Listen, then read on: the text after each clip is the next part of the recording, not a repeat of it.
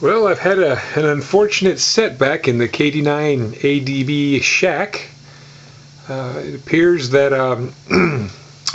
that a semi-truck took a wrong turn into our driveway and took out all my cables and my my feed-through panel. The damage is pretty bad. This was hanging. This feed-through panel was outside the window, about 3 feet away. It snapped my my ground cable, snapped my coax, and fortunately for me, the cable did snap, so that it didn't take my radio outside. My radio was back in here, but it didn't go very far because of the cable snapping. But it's very unfortunate. Of course, I was gone at work. My wife wasn't here, so the driveway was free for the trucker. And fortunately, no damage. Doesn't look like there's any damage to the radio, to the computer, or anything. Just basically everything from the cable, the feed-through panel shot, and then it's already dark outside, but I'll take some video of the outside damage.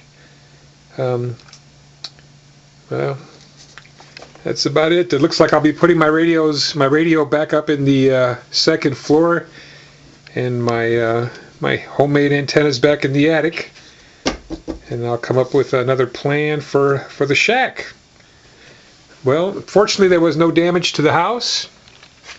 When the feed-through panel was pulled out, everything just kind of came right out. Didn't take part of the house with it.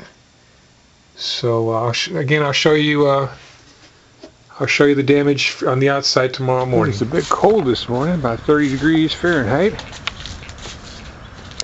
Alright, so I don't know if this camera is going to be able to pick it up, but you can see where the back tires of the semi are over here, and then the front tires, there's a rut over here. I don't know why he turned into my driveway, but he did. None of the cars were here, so maybe he thought it was an alley or something. Our driveway is between two streets. So anyway, the pole that supported the cable was bent at a 45-degree angle. When the truck pulled on the cable and pushed it forward, it did that. And then when the pole bent at a 45-degree angle, it pulled out my feed-through panel. And then again, like I said, fortunately, the coax cables broke and released all that force, so there wasn't any damage to my radios or anything. One thing I wanted to make a note of was the I don't know if you can see this, the rope that I used in my other video held fast. Both of them did, so my antennas were saved. The rope that fastened the cable to the tree kept my antennas up, my J-pole and my G5RV, so that was good. And so it looks like the connectors just popped off on this one. So this one, the connector popped off, and then the other one, I don't see the end right off the bat, but that one snapped. So oh, here it is. Yeah, this one actually oops, actually snapped. That one, I don't know, that kind of looks like the connector came off too, but I know that the other ends are snapped. So I'm going to order some connectors and